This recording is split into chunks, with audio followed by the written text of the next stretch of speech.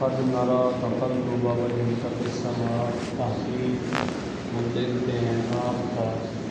چہرہ کہنا بار بار آسمان کی طرف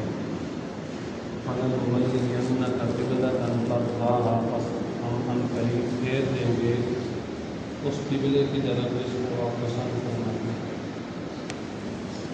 پچھلے درس کے اندر قبلے کے متعلق ہی تذکرہ ہے کہ اللہ رب العزت نے اپنے پیغمبر صلی اللہ تعالیٰ علیہ وسلم کو پہلے اطلاع دی تھی، خبر دی تھی کہ ان قریب بے وقوف اور احمد قسم کے لوگ یعنی منافق یہود اور اسی طرح یہود و نصارہ اور مشرکین عرب کے اکثر کہ اس پیغمبر کو اس قبلے کو کس نے پھیر دیتا ہے، یعنی جس قبلے کی طرف بیت المقدس کی طرف منہ کر کے نماز پڑھتے رہے 16 17 ماہ، اس کے بعد اس قبلے کی طرف لوگ اس پیغمبر کو کس نے پھیر دیتا ہے، یعنی مختلف قسم کی یہاں گلیں کرتے ہیں۔ نبی پاک صلی اللہ تعالیٰ علیہ وسلم بطور اشتیاق میں بار بار چہرہ اپنا آسمان کی طرف اٹھا کے دل میں ایک خواہش آئی کہ اللہ تعالیٰ کوئی قبلہ مقرر کر دے جڑا باب ابراہیم خلیل اللہ نے تیار کیا، کیونکہ امامت و نبوت و رسالت کا سلسلہ بنی اسرائیل کو کٹ کے بنی اسماعیل کی طرف آ چکا ہے۔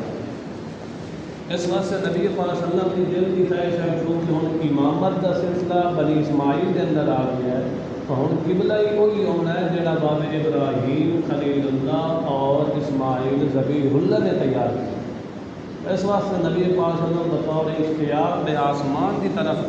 چہرہ اٹھا کے ویدے ہیں۔ اللہ تعالیٰ نے فرمایا کہ اے میرے پیارے حبیب قد نرا تقلب وجہک فی السماء، تھوڑا بار بار آسمان کی طرف چہرہ اٹھا کے دیکھنا اساں پورے غور نال دیکھ رہے ہیں کہ اساں ان قریب تواں اسے قبلے دا اور اسے مکہ شہر دا تواں بادشاہ بھی بنا جساں تے تواڈے واسطے قبلہ بھی مقرر کر دتا۔ اللہ تعالیٰ نے نبی پاک صلی اللہ علیہ وسلم کو حکم دیتا کہ تساں اپنا رخ انور بیت اللہ کی طرف کر لی۔ نماز پہلے بھی ذکر کیتا ہے کہ نماز ظہر کے اندر نبی پاک صلی اللہ علیہ وسلم سے حکم نازل ہوا ہے کہ تساں اپنا رخ بیت المقدس کی طرف پھیر کے بیت اللہ کی طرف کر لی۔ اللہ رب العزت نے فرمایا کہ میرے پیارے پیغمبر صلی اللہ تعالیٰ علیہ وسلم یہ جڑے تھوڑے مخالف ہیں نا انہاں تھوڑے قبلے میں کوئی نہیں مننا، انہاں دے کول تساں جتنے بھی دلائل لایا اور انہاں تھوڑے قبلے نو کوئی نہیں مننا۔ اس واسطے جڑا حکم تھوڑا اللہ رب العزت کی طرف آیا تساں اس دے پیچھے چلو اور انہاں دی خواہشات دے پیچھے نہ چلو۔ نبی پاک صلی اللہ علیہ وسلم کی یہ بھی خواہش ہوتی ہے کہ انہاں دے نال قبلے نال موافقت کردے ہیں، یعنی کہ بیت المقدس نال کہ جڑا قبلہ ایمان ہے اسے قبلے کے مطابق کردے ہیں، شاید ہو سکتا ہے ایمان ہے، یہ بھی دل میں خواہش ہوتی ہے۔ اور اسی طرح بیت اللہ کی طرف یعنی خانہ کعبہ کی طرف یہ بھی خواہش ہوتی ہے کہ وہ قبلہ مقرر ہو جائے چلو مشرکین عرب انہوں نے نال موافقت کی وجہ تو وہ ایمان ہے۔ نبی پاک صلی اللہ علیہ وسلم ایک گل بڑی ذہن میں آ رہی ہے کہ اگر نبی پاک صلی اللہ علیہ وسلم کے اختیارات کے اندر سارا کچھ ہوتا ہے، سارا کچھ، تو دنیا کے کوئی بھی کافر نہ ہو، دنیا کے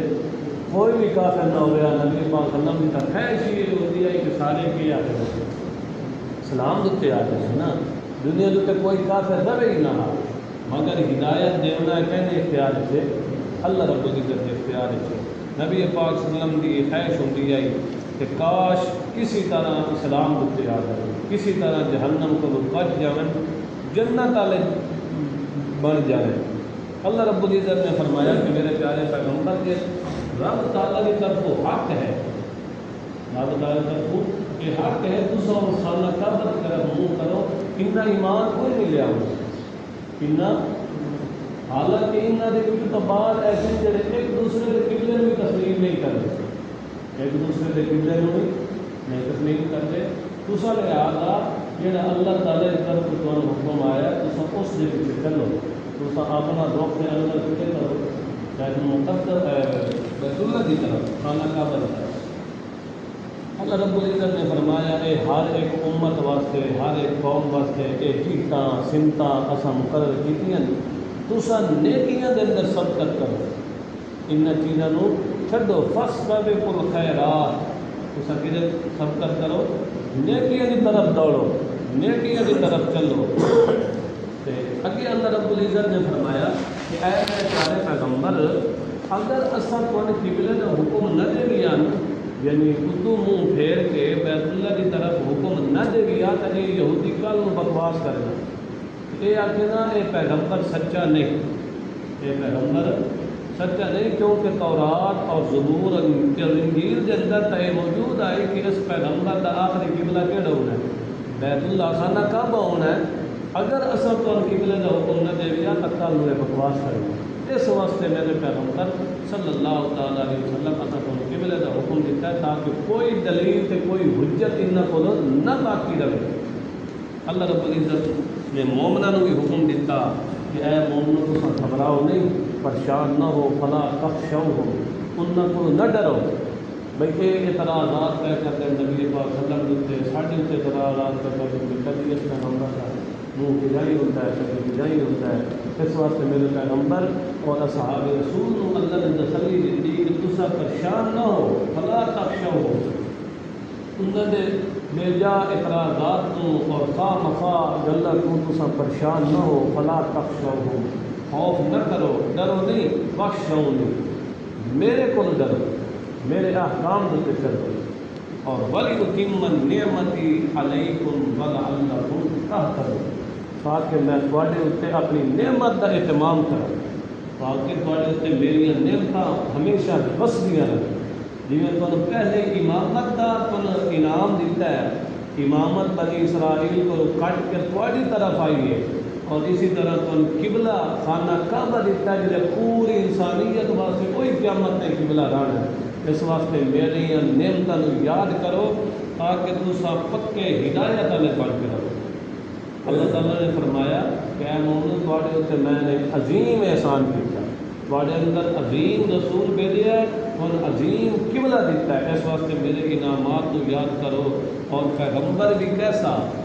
جس کے اندر یہ ساری صفتیں موجود ہیں وہ تواڈے سامنے اللہ تعالیٰ کی کتاب کی تلاوت کرتا ہے اللہ تعالیٰ کی کتاب کے احکام کو دستا ہے اور تواڈا ظاہر و باطن کا تواڈا تزکیہ کرتا ہے تمہیں پاک کرتا ہے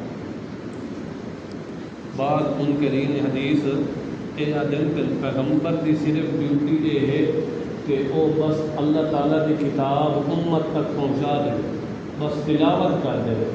پیغمبر کی یہ ڈیوٹی کوئی نہیں کہ وہ کتاب کی تعلیم بھی دے یا اپنی حدیث مبارکہ نال کتاب کی تشریح کرے کہ منکرین حدیث کی کوئی ضرورت نہیں حالانکہ اللہ تعالیٰ نے پیغمبر کے مناسب بیان کیتے ہیں کہ پیغمبر کا یہ بھی فریضہ ہے یہ بھی منصب ہے یہ بھی فریضہ ہے پیغمبر جی میں تعلیم کتاب ہے تلاوت کتاب ہے اسی طرح تعلیم کتاب ہے تلاوت کتاب یعنی امت تک قرآن کی آیات پڑھ کے سنانا والآیات کی تعلیم دینا والآیات کی تشریح و توضیح کرنا اپنی حدیث نال تو ایک کہ پیغمبر کی ڈیوٹی ہے پیغمبر کی ذمہ داری ہے ان سارے کاموں کا مقصودی چیز یہ ہے وَيُزَكِّي تھوڑے دلوں کا کہ ہوئے تزکیہ ہوئے تسا اندروں باہروں کہ ہو جاؤ پاک ہو جاؤ اس وقت اللہ رب العزت نے فرمایا فَاذْكُرُونِي أَذْكُرْكُمْ میں یاد کرو میں نے کہہ کرو یاد کرو یعنی میرے احکام کو یاد رکھو فَاذْكُرُونِي أَذْكُرْكُمْ اللہ فرمایا تسا میرے احکام کو یاد رکھو کہ میں کون یاد رکھا میں کہ رکھنا کون یاد رکھنا اس کا کیا مطلب ہوتا ہے اذکرکم میں کون یاد رکھنا ایک بندہ کہ بندے کو آ جائے وہ بچے کا امتحان ہوتا ہے وہ بندے کو آ جائے نگران کو آ جائے کہ میرے بچے کا خیال رکھیں میرے بچے کو یاد رکھیں کیا مطلب میرے بچے کی مدد کریں ایک نہیں ہے بیٹے دیکھا کہ وہ فلانا آیا بیٹھا فلانا آیا بیٹھا یہ تو نہیں یاد یاد کا مطلب یہ ہے کہ اللہ تعالیٰ نے فرمایا کہ تسا میرے احکام کو یاد رکھو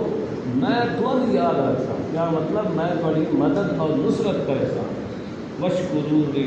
اور میرا شکر کرتے رہو ولا تکفرون، میرا کفر نہ کرو، یعنی نہ شکر نہ کرو بلکہ شکر کرتے رہو۔